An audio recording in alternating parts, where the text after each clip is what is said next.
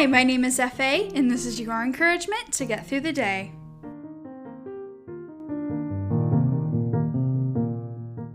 Hi, wonderful people. I hope you've had a wonderful week so far, and welcome to Podcast Wednesday. Yes, that's what I'm going to call it now. I post on Wednesdays. It's only fit for it to be Podcast Wednesday.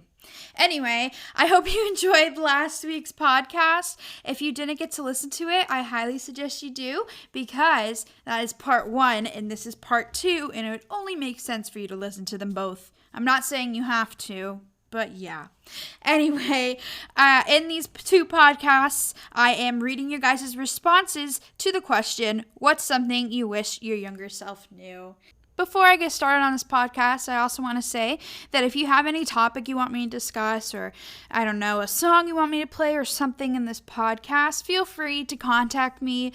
This podcast is here to help y'all and encourage y'all, and it means the world to me when I get ideas from you guys. So don't be scared. Don't be shy. Feel free to reach out.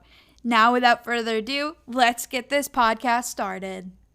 So today I'm actually going to start this off a little lighter than I did last time. I realized I kind of just jumped right into it. And not saying this isn't important, this is so important. Thank you, Madre, my mother, in other words, for giving me this answer. She said, don't spend money on wants, only needs and save. It's so important, because if you spend your money on wants all right now, later when you need money, you're going to look in your savings and be like, oh, I don't have much here. So yes, it is so smart to spend money only on needs and save. But also, please take care of yourself. And, you can treat yourself once in a while. You don't have to literally put it all in savings and only buy the least amount of food and gas and water and pay for where you live, your car, whatever. That all adds up, so then there's not that much left. But it's important to also take time to treat yourself here and there. I'm not saying every paycheck, but, know your limits. Don't go spend it all on whatever you want to spend it all on off the bat. Good one, Mom.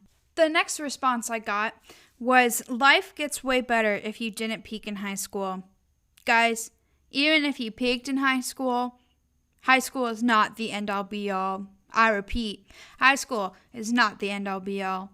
You just become an adult, and you're still not fully on your own. Once you leave high school, you start living life on your own. You have your own experiences. You begin to mature even more.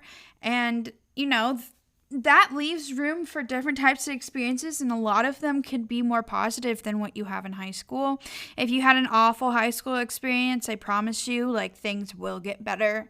The timeline's different for everybody, but don't fret. It's going to be okay. And also, I'm a firm believer that we never, fully peak. And if you peak, in your life, all you have room for is, to go down and, have things go bad. So, I encourage you to, always look up and always know that there's something better than where you are and, the experiences you have. Enjoy the positive and great experiences and let them continue to help you grow. But you can go up from where you are at. And if you go down, it's like the graph, You go up and down and up and down. But when you peak and you think you're at the best place in your life, anything else is going to look worse. So only hope for better, even if you're in the best place ever. God has so much more in store for us than we can ever imagine. And if we think we have all his gifts right now in this present time, that's a joke. We got to be open to whatever comes our way in life, and just hope and pray that things turn out for the best. The next response I'm going to read says that not everyone is going to love or give as much as you do, and that is okay. Give it up for the people with big hearts in the room. Woo woo! Yep, that's me. I relate to this totally. It's so hard to want to love others so well and give and it not be reciprocated, and that can all bring you down, honestly. And so it's about finding that balance in that, and still like loving in a healthy way, but also observing like the situation, your relationship with the person, and being like, okay, like, am I giving too much of myself to this? And also, though, we're called to love well and just be there for people and give. And so it's hard to find that balance, and it's hard when you feel like you're the one giving more than the other person. And so it is okay if you love more than others, but at the same time, you also have to look at the situation being like, okay, do I need to pull back for this to be healthier and better? Or does this person need more love than they think? And hopefully one day they'll look back and be like, oh, this person like really loved me well. And like, I really appreciated that because other people didn't. Like, you don't know what's going through people's heads. And so it could be a very good thing that you love like that.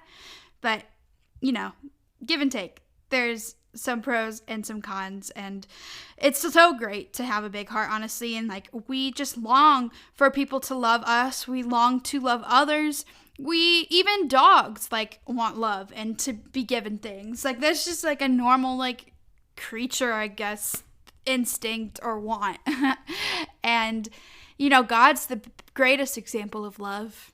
If you want to know how to love others well, and if you for some reason like don't have as big of a heart as others, like, look at how he loves. Look at in the Bible, and you can also base your love off of that too. And there's all different types of loves, which actually goes into the next response, which says platonic love and romantic love are equally important.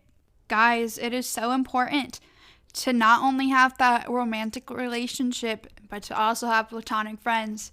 Because if that romantic relationship for some reason doesn't work out, you need people there for you. And also through it, like the accountability of your friends, and like making sure things are all right, and having people outside of that, because we're meant to have community with more than just one person. And so it is so important to love your partner, yes, but also to love your friends and keep up with those relationships, because every relationship in your life is important, whether it's romantic, platonic, whatever, And so it is so important to love others. Just love everybody. And, even if you don't like them that much, like, it's so important to show love and know that every relationship in your life is important one way or another. And the next response I'm going to read actually correlates with this too. I love how all these end up just connecting very well. But this person says that they wish their younger self knew the importance of Christian community.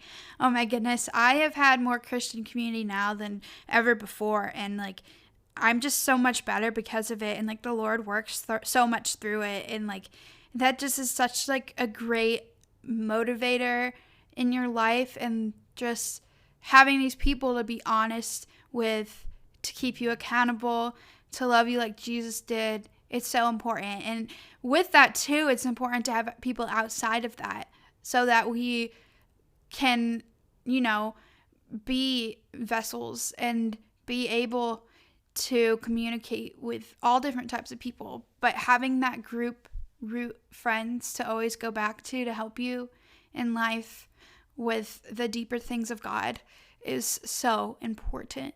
And if you're not a Christian and you don't understand this, or you don't think this like applies to you, I will say that just having a good community in general is so important. And like, you can't function in life properly without having a support system. And so I encourage you, find that community, or let's hope it finds you. Let's pray that God sends you your community. The next one says, don't sacrifice your relationship with God for worldly relationships. So many times we can let our relationships with people on earth get in the way of our relationship with us and God is meant to be number one.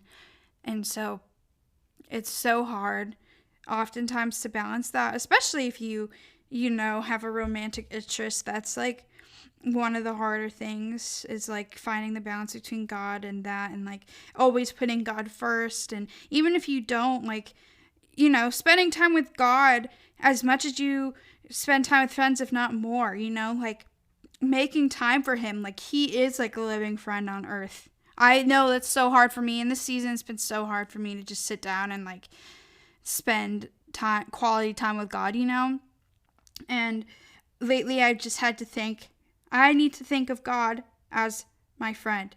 If I go and call my friend right now to hang out, I should call God right now and be like, hey, let's hang out, And I need to get better at that. That's like one of my convictions right now. And I hope this touches at least one person that's listening to this, that it is so important to make time for that and always put God first. Because if God is not first, if you're a believer, of course, your other relationships will not thrive as well. And we are called to be vessels of God and bring God to others. And you can't do that properly if you don't have a relationship with God yourself. Now, this last response really hit me deep when I was reading it. I don't know how much elaborating I'm actually going to do on it, because I think it really speaks well to itself. And this person, I know her. I went to high school with her, and she's just so wise, and I love what she said. So here it is. I wish I could tell myself not to compare myself to young adults on social media. As a developing girl, seeing perfect 19 to 25-year-old women and comparing myself to them was so detrimental to my body image. I wish I could go back and tell my old self that I was still young and had so much more growing to do emotionally and physically, and to never compare myself to people on social media. Yeah. Social media can be so toxic. And in the last episode of this podcast, I had talked a lot about social media. And it's just so sad how, like, especially for young girls in high school, like how prevalent it is to compare yourself to that.